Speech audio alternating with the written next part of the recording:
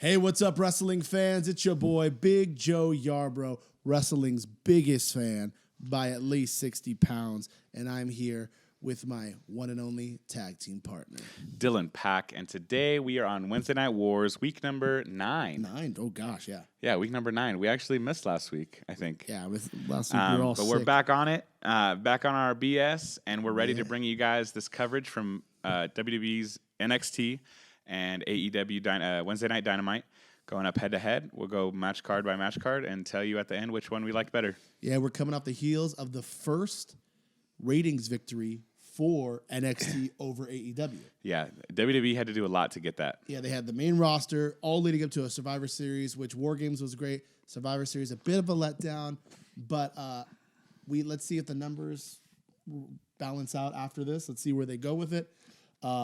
Although Brian Alvarez reported that in every demographic AEW had them beat except for the 50-plus. Yeah. 50-year-olds plus. But this is a great showdown. We have post-Survivor Series victorious NXT going up against a Thanksgiving celebration of Les Champions.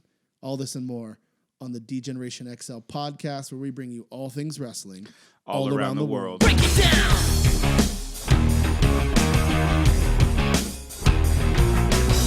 Degenerate into something cool. We just got tired of doing what you told us to do. That's a break, boy. Yeah, that's a break, little man. Break it down. And we're back here at the dgenerationxl podcast. We're going to jump right into it. We are starting off with AEW's Wednesday Night Dynamite. I was very excited. It was advertised a pretty heavy show. We had the finals of the Dynamite Ring.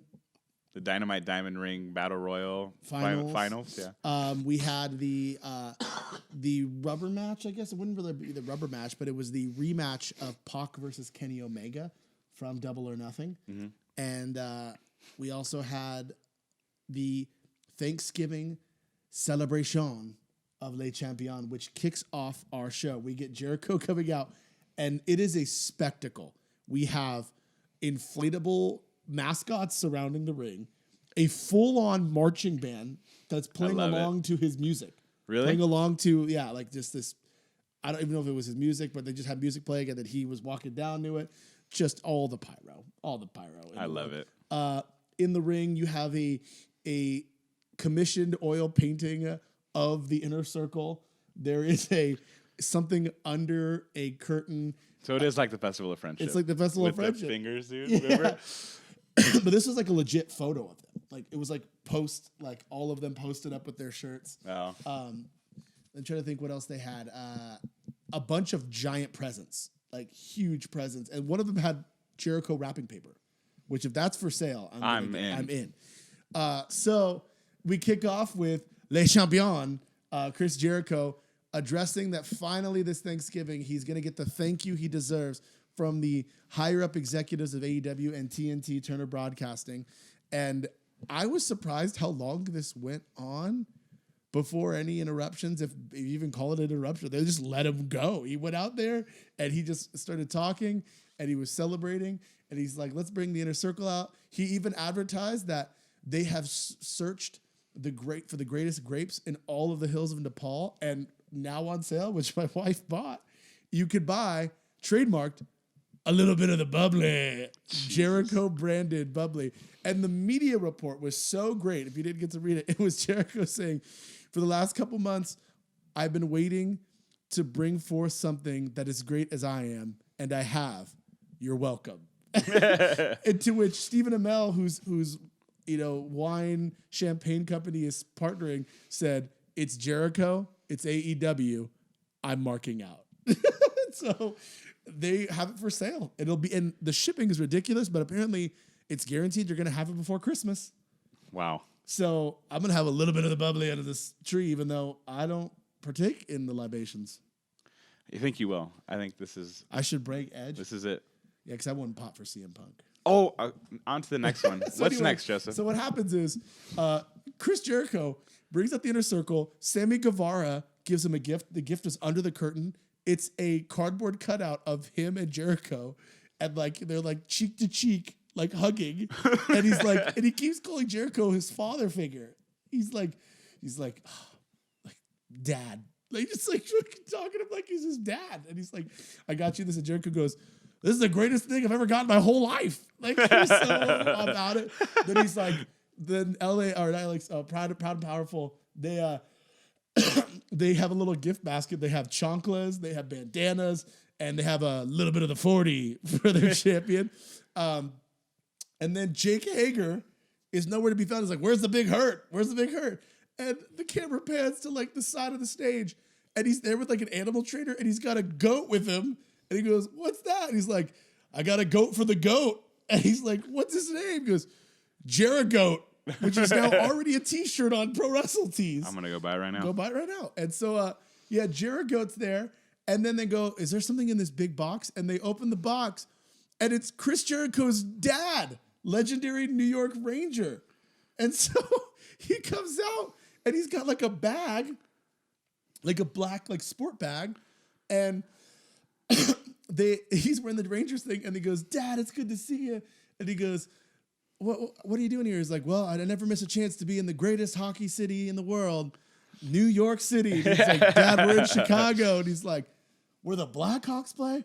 They're a bunch of wimps. And then he gets heat. Like his dad's getting heat. Like father, like son. Yeah, getting heat. And he goes, what's in the bag? He goes, I've got custom jerseys made for the greatest hockey team in the world, the New York Rangers, for all of the inner circle. They say like Ruffian, Big Hurt, Le Champion, Spanish God. They all are flexing them. The best part is, I forgot to mention, Chris Jericho was introduced down to the ring by Virgil, who stuttered his way through that promo. Like embarrassingly, like, dude, it was so bad. And then the worst part is he comes out there and they're calling him Soul Train. Like, I'm pretty sure Virgil's trademarked by WWE. Probably. But what's so funny to me is that homeboy, he's like, they get the jerseys out and Virgil doesn't get one. Oh. So they're all there. He doesn't get one. And then the band comes to the ring while they're like celebrating about what he's going to do to Scorpio Sky. And the band members, which I thought was going to be one of the mascots, the band is SCU. And they come out and attack him, which... Were they playing that whole time? Because if so, that's sick. Wow, they're good. They're really good. They attack Jericho. SCU takes the advantage. The inner circle flees. And on top of that, Virgil takes the bumps. What? So he gets no jersey, stutters to the promo. Did you see the Jericho goat thing? No, I haven't seen it. I keep looking at I'm going to have to buy 2 shirts. Which one? Cody, make him say, Make him say, Anyway, good. I thought it was a great segment. Super entertaining. Jericho's Jericho, and that's what makes me want to watch, dude. Like he just gets the independent wrestling fan. He gets all facets of the comedy. No, he gets every fan. Anywhere he goes, he's gonna be over. Yeah, he's over. It doesn't matter. WWE, Indies, NJPW, anywhere. Could bring Impact from Resurrection, dude. He could really. Oh yeah. He could do anything. It would be like Broken Matt. If Jericho went to Impact, it would be a top promotion. 10 times bigger than Broken Matt. Yeah. And I love Broken Matt. Dude, that was the biggest thing in wrestling for that year. Yeah. 100%. Dude, that same year, that was the year that it was the Festival of Friendship. But it was not bigger than Broken Hardy. In Impact? See, the other thing is, I think it was just as big. The only problem is they gave no attention to it. Like, if they actually gave it attention and made that the main event of Mania, it would have outshined, but they just didn't. They wanted Lesnar Reigns. Yeah, but Broken Matt was every minute of every hour of every Impact, and it was beautiful. beautiful. Yeah. That was great. Next up, we get the Best Friends facing the Lucha Brothers because on AEW Dark, Trent beat Pentagon in a roll-up, clean. Good for him. And so we get a Best Friends versus Lucha Bros. The Best Friends come out, and Orange Cassidy's dressed like like the Gobbler, just like the gobbledygooker. The gobbledygooker, you know. No mask on. He's holding the mask, and he's got his jacket. Of course, he's late. They come out before they can even make it in the ring. Though Lucha Brothers attack them, wearing their $100 pullover hoodies. Dude, that's ridiculous. Dylan tried to buy one of their hoodies that they sold online, and he DM'd them for it, and they were like $100. Are you in Mexico? And he's like, so wait, I have to go to Mexico to get this $100. It better be pesos. Dude, $100 for a sweater. It was a crude, just a hoodie. It was a hoodie on Gildan. I was pissed. Yeah. I didn't reply. He did not reply. Anyway, what happens is the best friends have I think a really great match. We get Orange Cassidy distracting them with the worst distraction ever. He just gets on the apron with just the turkey body and goes, and then distracts him. And then we get again a roll up. We get the best friends beating the Lucha Brothers again. It was such a good match, and it's making the best friends relevant. One of the best spots. Dylan came a little late. He was getting everything in order. Both our houses are getting ready for Thanksgiving and such, but you would have loved a spot, and I actually marked for the spot because it was very fluid. They threw both guys into the corners, and when they threw them in opposite corners, they ran past each other and clotheslined the other one, and then they ran past each other and clotheslined the other one, and they ran past each other and stopped and hugged when they did the pan out. I love and it. they got it real quick. So everyone's like, they just did the hug, and everyone just the pan out. And I was like, damn, that was pretty tough. That was sick. I love it, dude. But yeah, overall, I thought it was a great match. I really think the best friends are good. Trent's really good. I'll tell you this. When AEW first started, I was not about the best friends. They have the sickest theme That music. music, that Yeah. But the wrestling-wise, I wasn't or character-wise, I wasn't really into the gimmick. But boy, I keep saying that about AEW wrestlers. I keep being down about somebody, and then they just turn it around, like the Dark Order. Which we'll get to. That was sick. Well, dude, WWE, if I don't like something, they have a hard time getting me to like it. Yeah. I sound like a mark, dude. I don't care. Well, it's just I think what it is too is like they're not afraid to just change it around a little bit, just tweak. Where I think WWE's like, oh, the idea's bad. We're just gonna have to throw that whole thing out. Yeah, I guess. We're all something else. So, and if it doesn't work, they just beat it into the ground more, and you're like, oh no. Then it just starts hurting, like Cameron physically Grimes hurting. is Is one of them. Like for me, Yeah. It's like, what's with the top hat? No one really likes the top hat. Let's just make him do all his promos in the top hat. And now he's a cowboy. Yeah, and then it's like, okay, make him wrestle in the top hat. Okay, just take the top hat off. I might be down. And it's like, I don't even think I'd be down then. No, because he sells the vest. That's Yeah. way too small. It's wild. Anyway, next up, we have a surprisingly, for me at least, good match. We have B Presley with Emi Sakura, who actually kind of showed up today. Emi Sakura going up against Chris Statlander, which is a new signee, and Hikaru Shida, they showed on the power rankings, is the #1 contender for Rio's Wow. belt. Number 2 is Britt Baker, though. And we didn't get Rio on the show tonight. We did not. Good, I love it. A lot of things. We didn't get Janela, Sean Spears, all these guys. There was rumors speculating about Joey Janela not liking the way he was booked, and he wasn't going to show up tonight because they're burning down 14 years. They're what? They're burning it down, dude. They're burning it. They're just ruining 14 years of what he took to build. But a lot of it's just to work, as a lot of people found out. Good on AEW. They sent a lot of their stars home for the holidays so they could be with their family for Thanksgiving. Beautiful. So a lot of the show is just people who work for the company and facets beyond the wrestling kind of gimmicks of it. But anyway, B. Presley, Emi Sakura, Chris Statlander, which, man, is she good. She was really good. That's exactly what this company needed, was somebody that had the in-ring prowess of her. If they can only get They got Shanna, too. And Shanna, too. Like, these two girls can really step up the division and become those kind of hidden ones. Surprisingly great match. Very fluid. But Sakura gets the pin on Statlander with a cradle after she gets a cheap shot with the microphone when she's coming in on the rebound. The only thing that was annoying is, again, Emi Sakura did botch the ending by cradling her, and they counted 1, 2, 3, and she didn't let go of the cradle. So she was pinning her. It was like 1. She was like holding her like 1, 2, 3.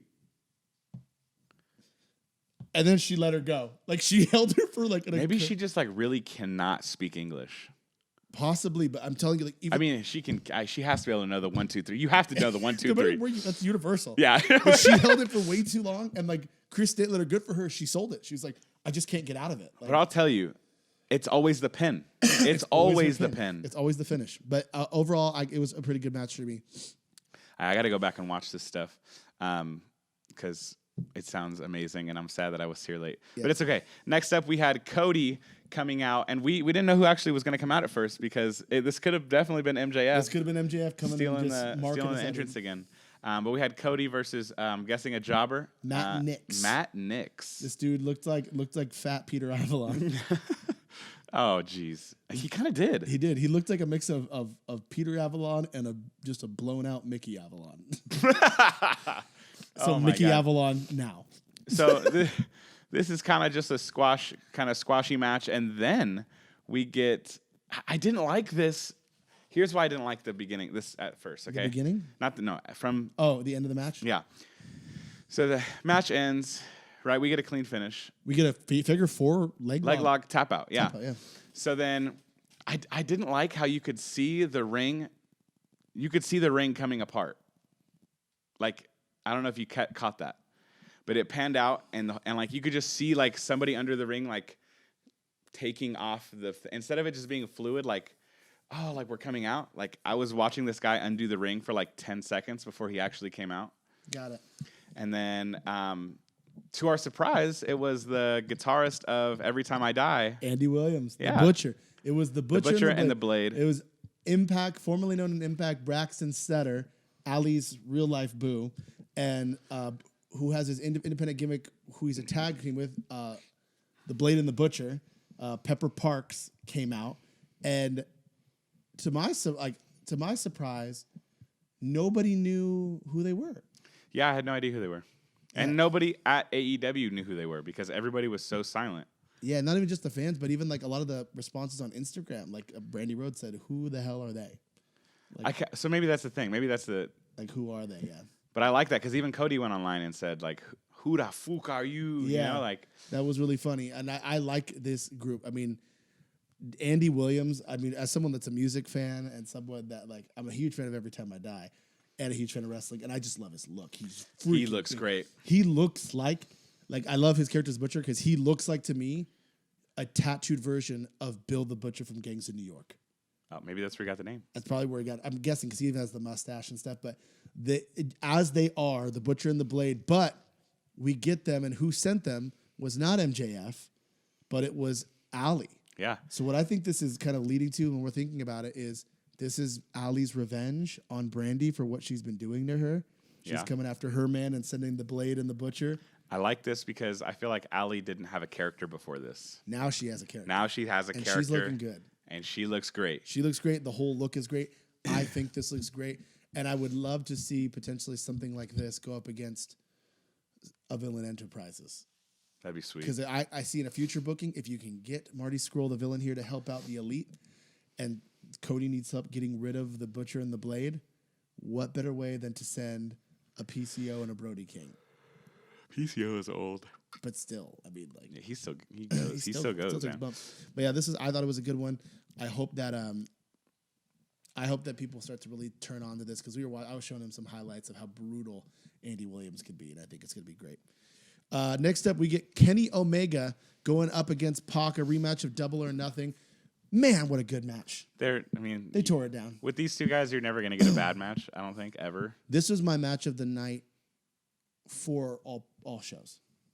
I would disagree.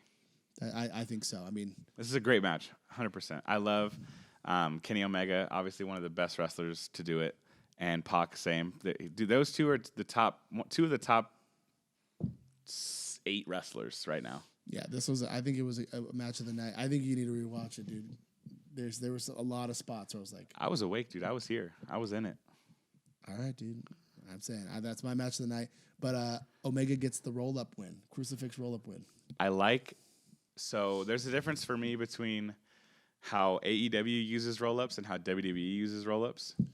I feel like WWE overuses the roll-up. Mm-hmm. You know what I mean? It's either finisher or roll-up. There's no between.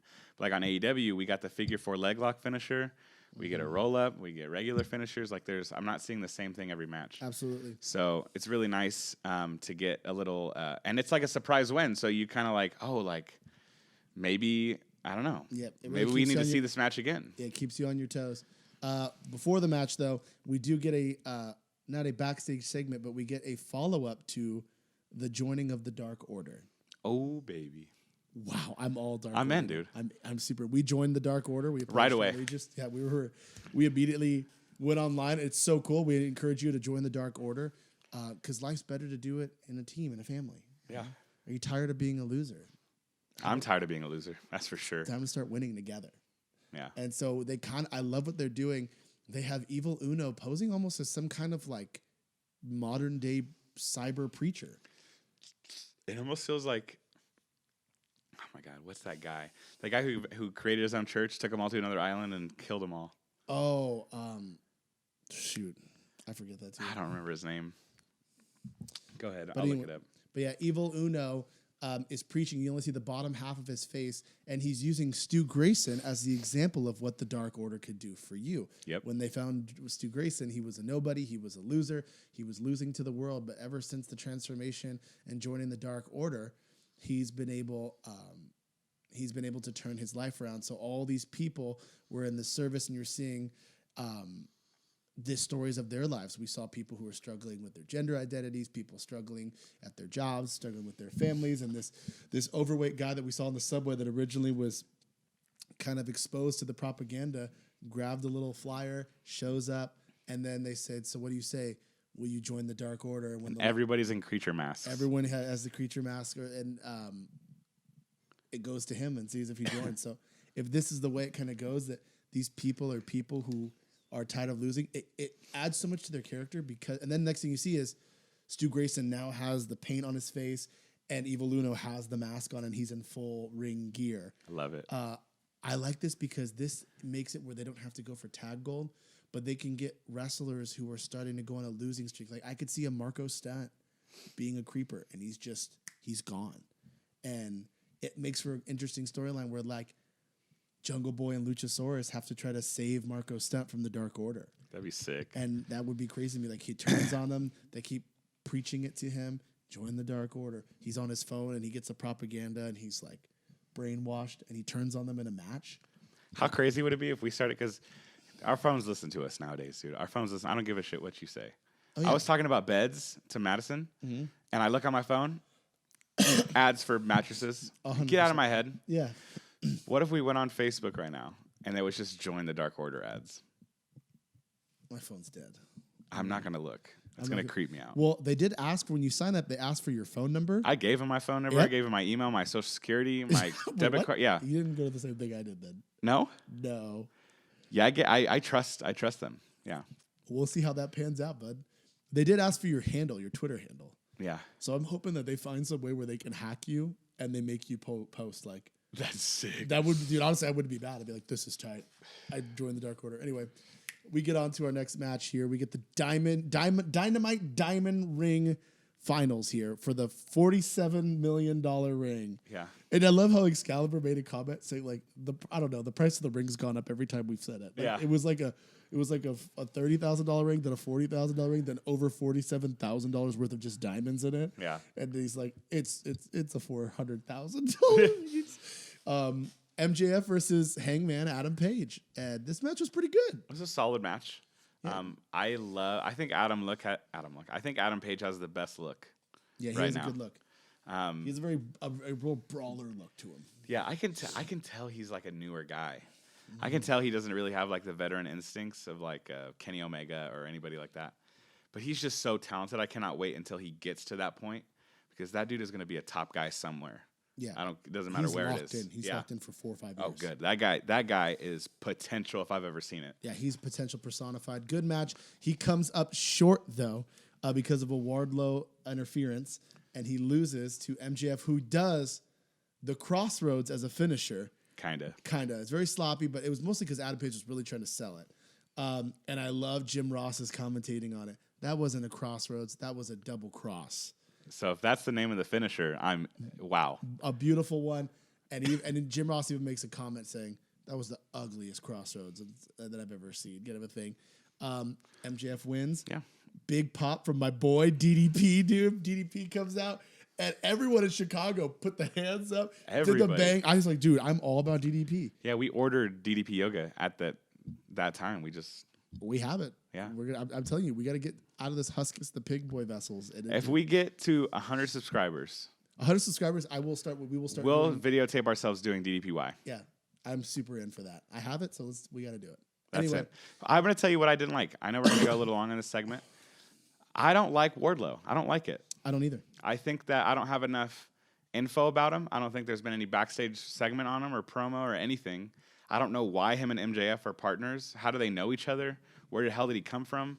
Like, I don't have any answers. Like, this guy just kind of showed up on my TV screen and is now teamed up with MJF. Yeah, I didn't like that either.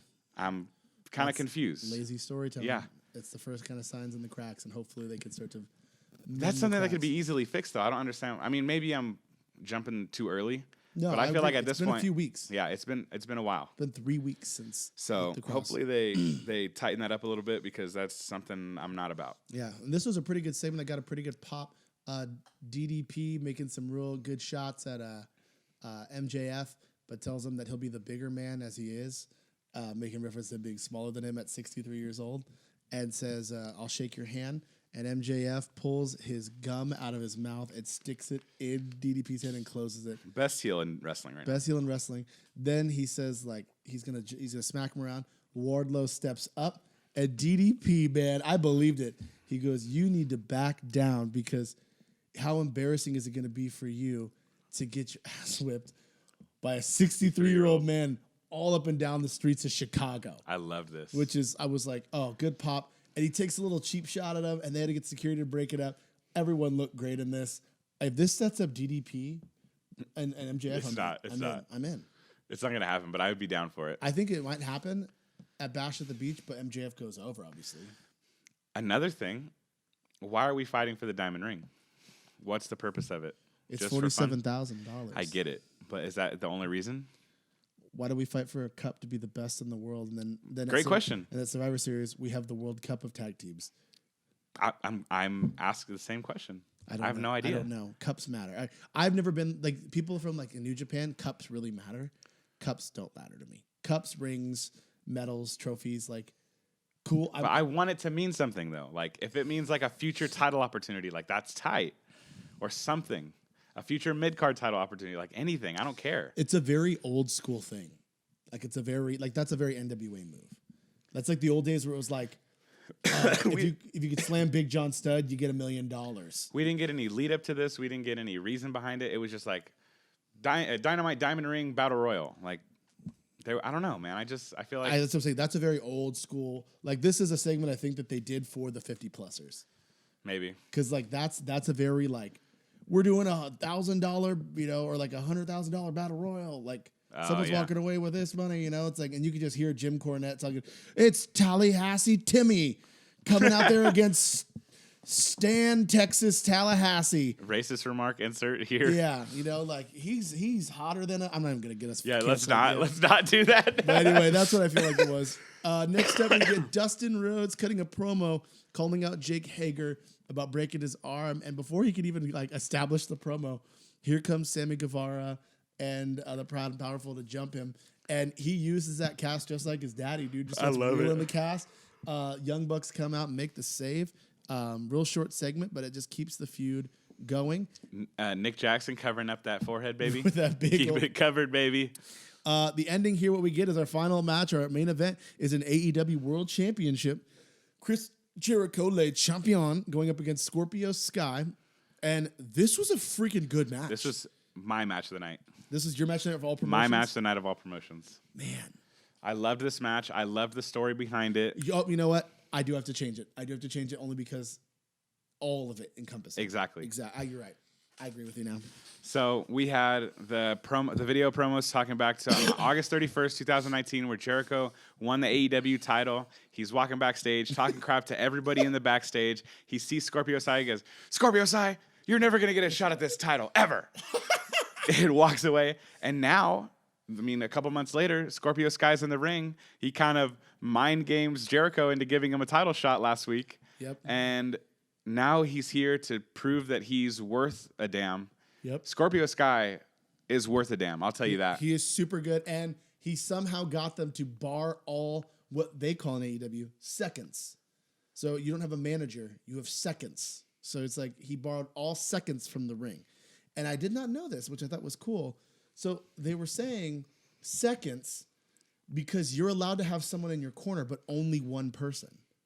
So Jericho always has Jake Hager in his corner. Yeah. Cody had MJF in his corner. When he could have had the whole elite, the issue is you can have any one person in your corner in any match, which is cool that they're not calling a manager. It's just like, this is your second. This is your, whether it's your coach, your Tully Blanchard, whoever it is, your consultant, business partner. I like how they just call them that. But anyway, Scorpio Sky got all of them banned. And this was such a good match, dude. Great match. Some great near falls where I'm like, oh my God, Scorpio's actually going to win this. And that's, I know Jericho's not going to lose the title. Going into the match, I'm like, Jericho's not losing. Why would he lose? And then in the middle of the match, I'm like, at the edge of my seat because I'm like, oh my God, is Scorpio Sky actually going to do this? And Jericho's good at just like kicking out the cell. But Yeah. part of me thought, could they just do this to like just come right back and win in the ratings? Are they that like quick? Where they're like, this rando beat Jericho? And like, is this the push of Scorpio Sky? Like, Oh my God, he deserves it. and I was like, part of me was like, oh my gosh, these near falls, amazing spot where he goes to in the corner and he goes to backflip off of the counter of the Irish whip, lands right into a code breaker. Near fall kicks out of that. What a great spot. He goes for an enziguri, gets caught in the enziguri by the ankle into the lion tamer. And again, we get a different finish Yep, for we did. Jericho. I'm used to seeing the Judas effect. The Judas effect, even the code breaker before, we get the classic lion tamer from Jericho. He holds it in. Scorpio taps. That was kind of a shock because it was like maybe he was going to fight a little bit more. It's over. He holds it in, but as he's holding it in and not letting go, Frankie Kazarian. No, Jake Hager came to the ring. Actually, Jake Hager interfered in this match. yeah, he tried to come and interfere in the match. Yeah. Then Kazarian came and helped him out. Anyway, that led to the distractions, which led to the enziguri, led to this ending. Jericho goes to leave and then comes back in the ring and puts the lion tamer right back on Scorpio Sky. But that music hits. We get Jon Moxley coming down from the audience through Chicago and just stares down Jericho. And Jericho has a pretty panicked look on his face, but then starts to kind of Look at the rankings. Is Moxley number one? Let's check the power rankings. AEW power rankings. That would be some great storytelling if that's how that worked. Let's see. Here we go. If he's not, I'm going to be a little upset. I'm going to let you know because that means that these wins and losses don't matter. Well, technically, does he have that many? Jon Moxley, there he is. He is. Last week he was unranked. This week he's officially number 2, and number 1 is Le He's Champion. the champion, yeah. Who's number 2 then? Let's see. Number 2. Let's go here. Oh, they're making me go next year. Jesus, fan-sided. I guess. Yeah, number 1 is. No, go down. What the heck? You just had it. I guess so. But yeah, Moxley is number 2. Moxley is number 2. You can look up the other one. Look up number 3. But man, Moxley versus Jericho is going to be a hell of a feud. I hope that this drags out a little bit. I hope this is kind of a longer feud. This was last week. But man, him coming through the crowd and not really going down to help Scorpio Sky. Why would he? He's kind of an anti-hero. But the stare down between Moxley and Jericho just has me so hyped for this. He deserves it. I think Moxley is going to be the first one to take it off of Jericho. I think so too. I think it's going to be, you're transferring from star to star. And like we said, this sets up it was a good ending. It sets up a really good storyline. Here's my kind of prediction, my hot take, if you will. I think they're going to bring in Marty Scurll to help out with the Elite, taking on the Inner Circle, which then gives Cody freed up to take on MJF single-handedly, and then that frees up Jericho to take on Jon Moxley. And that's just a stat card. If you've got Marty Scurll, the Young Bucks, and Kenny Omega taking on Proud and Powerful, Sammy Guevara and Jake Hager, you've got Cody settling the score with MJF, and you got Jericho Moxley. Man, that's awesome. And they put on a good match when they did their Ambrose Asylum match with the Fern. Yeah. That was good. But yeah, overall good show for me. But we go on to NXT. NXT starts off with kind of a bang. We get Josiah Williams. Mm-hmm. I don't know if you noticed. I love this. Josiah Williams has a custom song that he has to celebrate NXT winning Survivor Series, getting the crowd super hyped. although he was reading the lyrics from his phone. You saw that? I saw you that. Saw he the was stairs. He stood on the stairs with the yeah, phone. Like, it's okay. all right. It's all right. It's all right. You know, a little bit better production value in AEW there. You know, and so it was cool. Good, just kind of popped off moment, but the Undisputed Era interrupts it and says, "What are you all doing?" Like ridiculing them. Like I didn't really get this. Here's why: is because Bobby Fish and Kyle O'Reilly were one of the reasons that they had a loss at Survivor Series. Exactly. They're like, if it wasn't for us, I'm like, if it wasn't for the women's, like, if it wasn't for the women, you men would be nothing. Yeah, it's also this part of like, okay, so only Roderick Strong won. Like, you defended your title against Pete Dunne. That didn't count. Yeah, So that's it's- true. It so really was only Roddy. It's just Roddy. It's like, okay, and so what a badass. yeah, Roddy was so great. And so that it leads to a match right away. Tommaso Ciampa interrupts and interjects and says, now that War Games is over, now that the Survivor Series is over, nothing's stopping me from getting Goldie, and nothing's stopping Keith Lee and Dominik Dijakovic. Do you see from taking the tag titles from Bobby Fish and Kyle O'Reilly? But there is something that stands in the way of Tommaso Ciampa. Yeah, and it's Finn Balor. Finn Balor coming out. I loved it. I think that I'm liking this. I'm liking the mysteriousness of Finn Balor, the teasing of, am I with Prince Finn Undisputed? Balor, Am I with Undisputed? Like, who's he siding with? Is he just an anti-hero, just middle of the pack? So he comes out, his entrance, he changes up his entrance a little bit, which I like, and basically just says, Ciampa, if you want the title, you're going to have to go through me.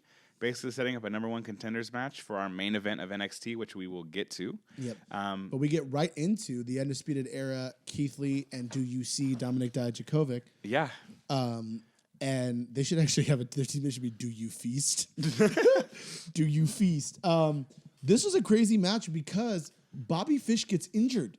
Yeah. Not Rest in out of peace. kayfabe. Yeah, and he gets injured from a spot where Keith Lee comes up a little short on an outside toss.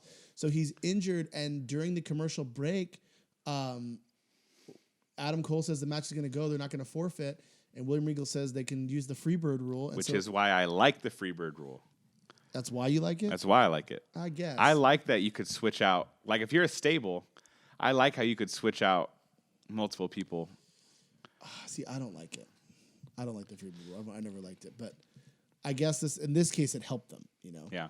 I mean, it's not the only reason I like it, but it's a reason that I like it. Roderick Strong gets to step in wrestling in jeans and Calvin Klein underwear, which I saw more of than the jeans. I mean, I was staring at his Calvin Klein underwear. Yeah, they're very nice. So Nice. Great setup here. Great match. What a great match. Even after Bobby Fish goes down, Roderick Strong steps right in and just fluid. There's no step missed. Yeah. Even the finisher is clean, spot on. I loved it. Oh, the best part was Adam Cole trying to distract, and Keith Lee flings him into the crowd. Yeah. It looked like a ridiculousness video. Like just Yeah, no, it looked like when there's two people running with the big balls and they bounce yoga off each balls? other. Yeah, and just that's a big ball. that is a big ball. And so, but there's Dominic's so distracted by what Keith Lee's done, he gets high load 1, 2, 3. The Undisputed Era retains.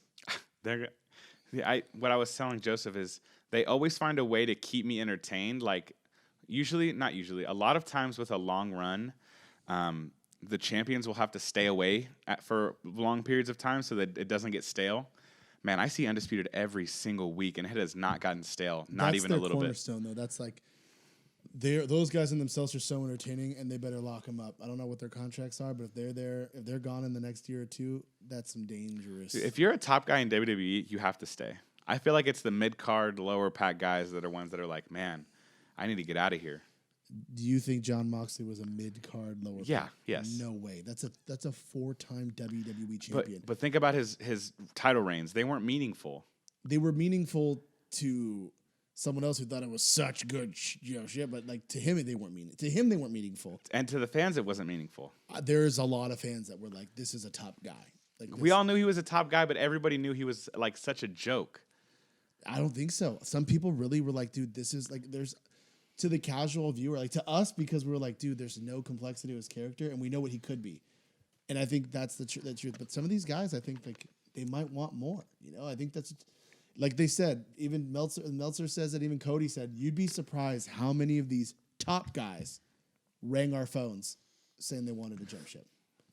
Damn. Kevin Owens is a top guy, and I bet you in a heartbeat, if he can get out of it, he'd go to AEW. What? All his friends are there. Yeah, I get it. Yeah, you're right. That's what I'm saying. It's sometimes it's less about the money, and it's more about having fun. That's the big thing. So anyway, next we get Mansoor beating Shane Thorne. Great. On to the next one. Who cares? Exactly. Monsoon. We've seen Monsoon way too much. Yeah, I feel like Mansoor is done with me. live. We've seen him live a lot. But I'm over Mansoor. Yeah. On to the next one. Next up, we get Candice LeRae cutting a promo for her match tonight against the newly healed Dakota Kai. Don't even. It's my freaking girl. Dakota Kai. Oh, no, you no. keep doing you, baby. I'm not still talking no- about the promo. The promo with Candice LeRae, I told Dylan, I was like, dial it back, little girl. Candice LeRae dial it back. Because she was like, what? All I heard about since War Games and Survivor Series is Dakota Kai. First off, no, you haven't. You heard about Dakota Kai on Saturday, and that's it. But what a freaking... It was good. Wow. It was wow. But then also it was like, she attacked Tegan Knox, who was like, I see her like blood to me. Since when? Yeah, no. You've known her for what, 3 weeks? Yeah. I feel like I've ever seen you guys all together. Like when Dakota Kai and her were hanging out, I didn't see you there. Yeah. You know? And then she's like, so And now you're just the big sister? yeah. And then I'm like, she's a dial it back a little bit, And then she's like, so tonight, I trust that Tegan's gonna get hers, but she's not going up against Tegan's friend, but she's going up against Tegan's pissed off big sister. And I'm like, It was like, let me talk to your manager. Yeah, can you That's just- what the promo just was. dial it back a little bit there. Don't you? That was a scripted promo. 100%. Like, Candice LeRae is better than that. yeah, 100%. So we get Candice LeRae going up against Dakota Kai. New entrance music, bringing out the knee brace of Tegan. Great job, Dakota Kai. I'm interested. I love it. This was a pretty great match. Get some good spots, and then it was great until for me it wasn't. That's usually when it goes bad. When A it's not good. non-finish. Yep. Give me a show with all finishes. It's not going to happen. Give me a show with all finishes. I'm scaring my dogs. Give me a show with all finishes one time, WWE, and I'll blast it on my face. AEW sucks. I'm not doing that. I'm not shaking my head. Because I know that Vince would just be that cynical of a person. But anyway, give me a show with all finishes. Because then what happens is this doesn't make sense to me. Because then Dakota gets DQ'd, goes to do more damage, and then, okay, beat her up with the chair and establish her more as a heel. Rhea comes and makes the save, and Dakota runs away. Which would make sense. It'd be like, okay, then Rhea's going to continue this feud until Tegan comes back, whatever. No, we get Rhea in a different segment. So it's like, it just fumbles all over itself. They're just interlocking all these different feuds, and it's not making sense. Yeah, but following this matchup was the match of the night for NXT. For sure. What a great one. It was Akira Tozawa going up against Lio Rush, which at first didn't make sense. Akira came out with a Raw t-shirt and like bowed to it like it was his god or whatever. Tight. Anyway. He loves it raw. I guess so, but they had some really great spots. German suplex to the outside. He goes for the, it's not the final hour, but what's the little stunner he does? Springboard stunner. The springboard stunner that he does from like the middle rope. Gets caught in a snap German suplex to another suplex. That was sick. Lots of spots, but I felt like this match drug a little. It was too long. Yeah. We would get a match like this in AEW that would be less rest holdy in the middle and just fluid. It would be shorter, and then we would get all the spots fluid for a certain amount of time, and it would end. We wouldn't get the rest holds in the middle and then drag it out just for time's sake to a finish at the end. Yeah, and on top of that, though, I think honestly, this would actually been this match would have been way, way better if it was the same match but with Angel Garza. I agree. Because the character development, like in AEW, if we got that same thing, why was Angel Garza not there? I don't know, because he got slapped in Oblivion. You're not wrong. He's definitely at all. Yeah, that was wild. Yeah. Also, yeah, we saw that after Takeover. They showed the slap that Lio Rush gives Angel Garza, and Angel Garza kind of scared me because he looked up at him and he kind of smiled like, "Daddy." I looked at him like, "Oh, are you Papi? Yeah, are you the man of the hour or the daddy of the hour?" Dale gas. I'm gonna chop this so bad. Next up, we get Xia Li going up to take the nose off of Vanessa Bourne now. I guess. And this was a match Yeah, it happened. It happened. She beats Vanessa Bourne, and for some weird reason, Shayna Baszler comes out. And Mira Shafir and your girl, Jessamine Duke. Jessamine Duke, dude. Yeah, Jack Skellington came out. Jessamine Puke, dude. She came out to see what all the Sandy Claus was about, and she came she came to deck Xia Lee's Decker Halls, I guess. Oh, no. And Homegirl, they come in to attack her, and they let her get beat up until Rhea Ripley finally comes out. Why is Shayna Baszler even here? Well, that makes this sense. is the lowest of the low women's matches. Yeah, she's here to glow about how she had a great weekend because she beat Bayley and Becky Lynch, but you also lost at War Games.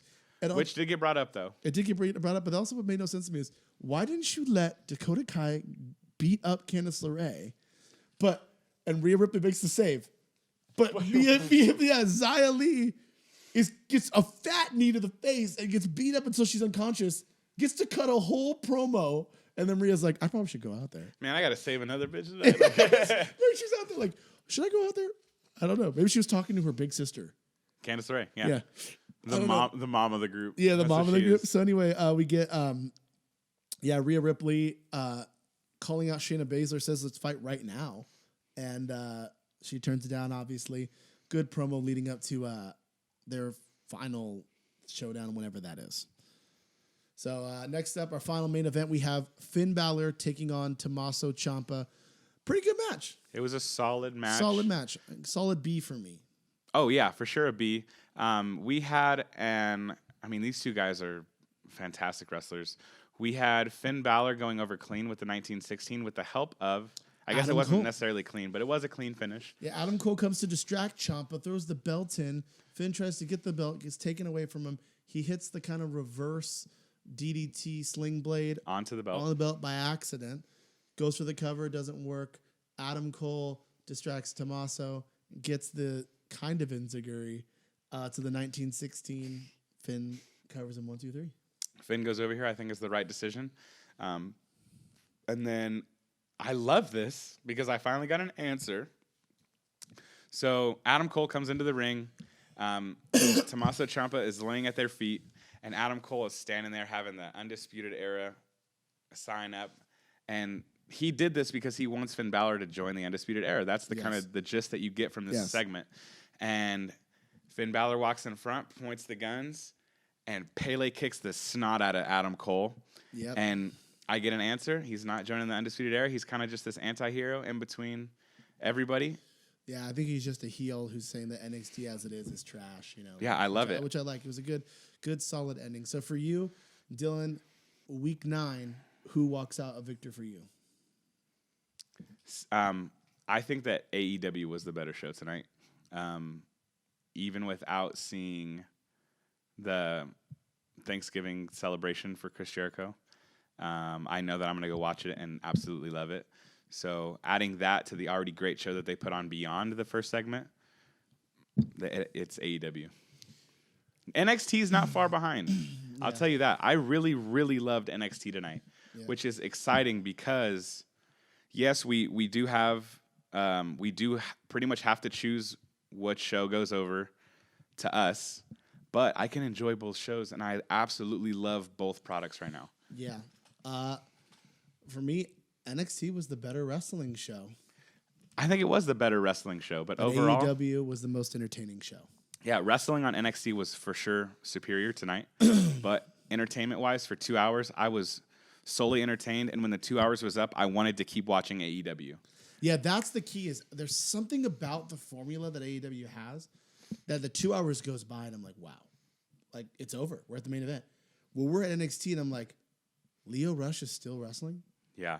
And I'm like, it's a good match, but I'm also like, dude, I had to go to the bathroom during the commercial. And I'm like, dude, this is still going. Like we didn't need Mansoor versus Shane Thorne. We didn't need that match. We didn't need Xia Li for that. That was all pointless. Xia Li has nothing to do with the title picture. She's not going to be in the title picture. It's just she went over and then got beat up for no reason. Now we're not going to see Xia Li for a couple weeks, just like normal. Like it was not needed. Yeah, it's a rough one, but there's still some tricks up their sleeves. They still got the return of Gargano. They still got the Velveteen Dream. See, here's the thing. I've loved NXT so much thus far, when Velveteen comes back, the rating might go up for me. 100%. I think seeing Velveteen on my screen every week is Really help gonna out. bump NXT for me. Yeah, so overall, AEW takes it. Let us know in the comments, like and subscribe, and thank you for all the support, guys. We will be back here again. We're excited to see what's happening in this week in wrestling. And, the holidays, not a lot coming up except TLC. Yeah, and it should be a good pay-per-view. Bash of the Beach is coming up. Mm-hmm. So, Yeah, it was this week was a very good week of wrestling. We had Survivor Series and War Games, followed by a very crappy Raw, followed by a very good Wednesday night for both AEW and NXT. very good Tuesday with Dark and NWA Power. Really good. Yeah, and I'm sure Impact's on what day now? Friday? I think it's on Friday, but they did a Tuesday one. They did like a throwback, and that was Tuesday. actually kind of garbage. Yeah, I did hear it was It garbage. was garbage. So overall, I think it's been a pretty good week of wrestling. Friday Night SmackDown hopefully is good with The Fiend. Yeah. But A new face joining. a new face The joining the Funhouse. Firefly Funhouse. Love to So see it. we will see you guys back here on Tuesday when our video uploads. But thank you guys for tuning in. I have been Dylan Pack. I've been Big Joe Yarbrough, and we bring you all things wrestling. All around the world. Thank you for tuning in, guys. We'll see you on the next video. Boom.